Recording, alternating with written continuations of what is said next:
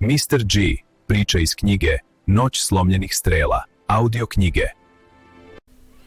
Mr. G je tog kasnog popodneva sa velikom mukom otvorio oči. Kako je strašno probuditi se tako teško mamuran na sumrak dana. I još je mnogo teže probuditi se sam. Mr. G je imao 35 godina, a izgledao je kao da ima 45 godina. Dovoljno je reći da ovaj čovjek već 20 godina sam sebe bombarduje svim raspoloživim sredstvima.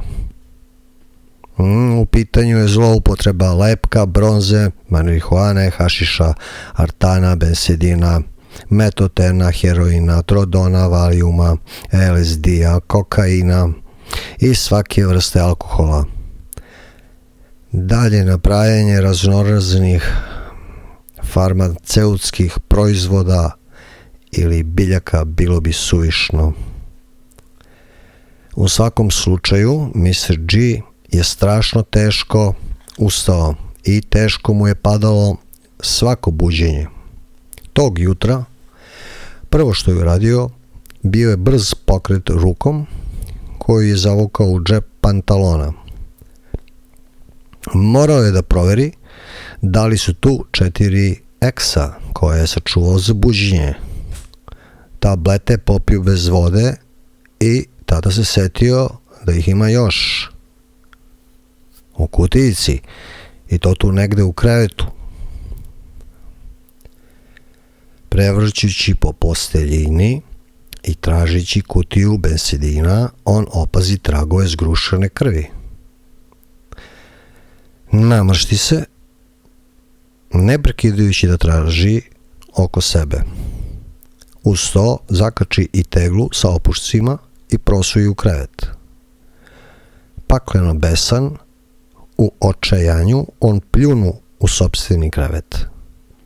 Nekako je uspeo da pronađe preostalu tablu.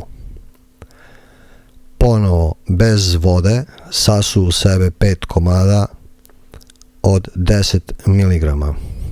Ubrzo, malo smireniji, pobaca svu posteljinu na pod i u sljedećem položaju stade čekati da naleti prvi talasić. Kada je to dočekao, poče razmišljati gde bi mogao da krene. Tada shvati da ne zna odakle je sinoć došao, što mu se kao i obično nije svidelo. Morao bi da izađe, to svakako, iz te jazbine, kako je nazivao svoj mali, ruinirani stan. Odatle se podrazumevalo neumorno bežanje, a kasnije prinudno vraćanje u polukomatoznom stanju na košmarno spavanje. Teško može da se zamisli ponor kojim je ovaj čovjek kao kamen padao.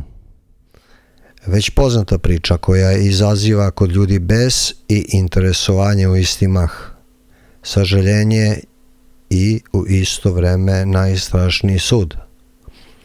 U sumrak, Mr. G je sedao na palubi malog brodića. Pio je pivo, drugo za nepunih pola sata. Napolju je, da izuzmemo Mr. G-a, kao prizor bio veoma prijatan dan. Mirna voda, posljednji odsjaj sunca, miris nadolazeće svježine. Mr. G je imao sagovornika, starog Alasa, alkoholičara koji je kusao svoju taj dan ko zna koju po redu riblju čorbu. Alas je pitao Mr. G-a o planovima za budućnost. Mr. G je pogledao u reku, namrštio se i nije odgovorio. Ipak, raspoloženje se zahuktavalo. Posle piva, G je počeo da se šminka vinjakom. Priču koju su vodila ova dva užasna čoveka rasturi krik očajnički poziv u pomoć. Mr. G je video u vodi dva mladića.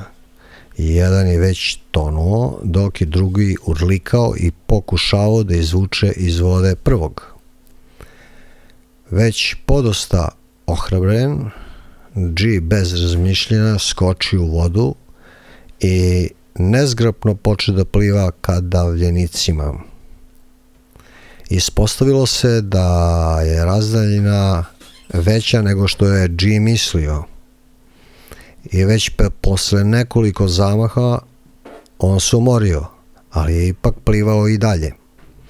Mladić koji je tonuo skoro se nije ni video, dok je njegov prijatelj pokušavao da nešto učini, sve vreme urlajući, i tako je gubio snagu. Dok je Mr. G mislio da im se približava, a reka je nosila mladiće sve dalje, gušeći i posljednju nadu. Na strahotu nekolicine prisutnih na obali i zaprepašćenje Mr. G-a, momci odjednom nestadoše. Pakao na vodi, pomisli nekako bezbrižno Mr. G, vraćajući se na obalu. Čim je izašao, okrepio se sa par vinjaka. Ispijajući ih obasjan suncem, vidim mladića sa susednog splava, kako mu se približava. Mladić je bio poznat i on ga sa poštovanjem pozdravi. A ovaj mu odmah predloži šetnju. Mladić je pušio heroin i pozvao je Mr. G da ga počasti. Kada se vraćao iz šetnje, Mr. G je blažen razmišljao po ko zna koji put o tome kako tako lako svaki put slučaj nanese nekoga. Na utopljenike više nije mislio. Policija koja je stigla je tražila informacije, dao je lične podatke, izjavio je šta je imao, popio piće i otisnuo se ka centru grada. Kakva dobra noć, razmišljao je. Koliko je ljudi večeras napolju? Ima devojaka, ima lepih lica, ima i inteligentnih lica. Stvarno dobro je i da sam se osušio, dobro je i da nije tako vruće. I jedino što mu svako večer nije prijelo, ali je to morao da prevaziđe, bilo je neminovno noćno zažickanje. Svaku noć je morao da skupi minimalnu zalihu za sutra. Bez toga se nije vraćao u stan. Bez sigurne zalihe nije smeo da spava. Večeras je rešio da se nacrta ispred dosta velikog kluba gde dugo nije stajao. Brzo je skupio za sutrašnju jutarnju toaletu.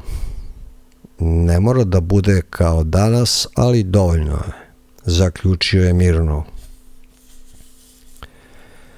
Noć se zahuktala. G je sa ludačkim osmehom koračao ulicama razgledavajući šta se dešava. Dosta ljudi, letnja noć, zvezde, raznobojni automobili, raznorazna muzika, ulična svetla, semafori, zelene površine kao tihe oazice, glasovi, mnoštvo glasova, kao jedan veliki jasan govor nekoga ko se obraća samo njemu, govori mu bez prekida, diže ga iznad grada, spušta ga do usamljenog cveta, raspoznaje svaku senku, daje mu praskavo iskustvo, svemoguće brzine, okreće ga kao aerodinamička kapsula, a posle toga ga tiho spušta i iznova mu šapuće zvucima, bojama, strujanjem vazduha, daje mu da se dobro osjeća,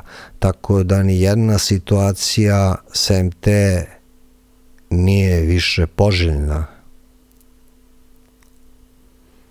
To u većini slučajeva tako i biva.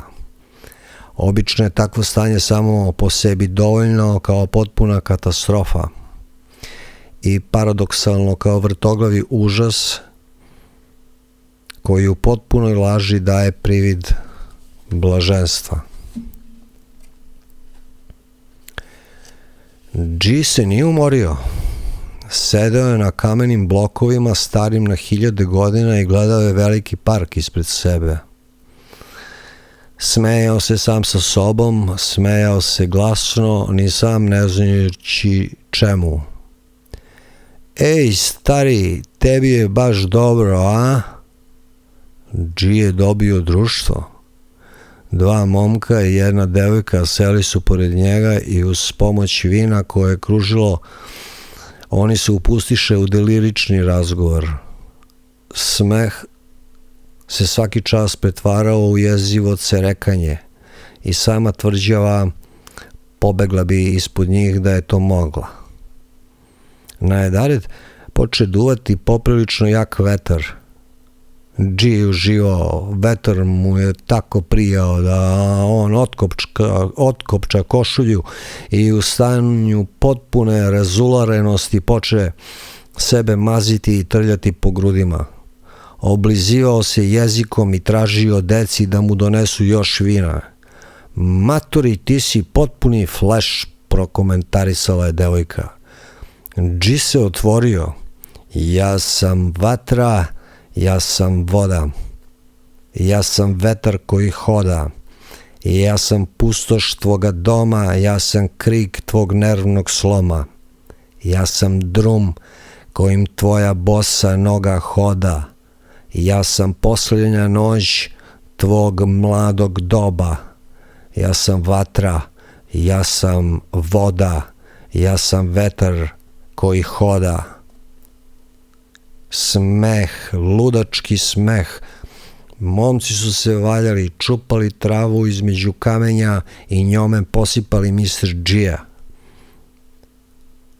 Vetar je pred jutro udarao tako jako, a Mr. G je i dalje pričao. Tamo gde sam na sumrak bio, tamo gde sam besomučno pio, tamo ste se utopili vi, stvorovi priviđenja, utvare splinovi ste, pokajte se da ne nestanete u ognju paklenome. Strašno uzbuđenje kod mladih ljudi. Lud maturi, je potpuno lud. Eto, vidiš, ima još poneko. Sunce je izašlo. Džiga sa osmehom dočeka sam. Vreme je bilo da ide. Sutradan, negde oko 12, G se probudi. Ponovo nasilno. Pored njega živeo je Mr. H, Mr. H, koji je i danas krvavo psovao i tresao čitavu zgradu. Uobičajeno. Tu se nameštaj pretvarao u krš. Deca su vrištala, deca su krvarila. Žena je odavno poludela i ona je vrištala. G je ležao u sobi i psovao komšiju. Oči su mu se i pored velike buke sklapale. Posljednje što je čuo pre nego što je zaspao bilo je: da krvavu vam majku jebem, zapalit ću, ima da cvrčite kao... G se nalazi u svom komatoznom snu, kada mu je stan bio već pun dima, a vatra liznula unutra. Posljednje što bi detaljnije opisao G da je ostao živ je plamen u njegovom telu, ruke u plamenu, noge u plamenu, kosa u plamenu, lice u plamenu, oči u plamenu. Iz knjige Noć slomljenih strela, Mr. G ili Mr. G.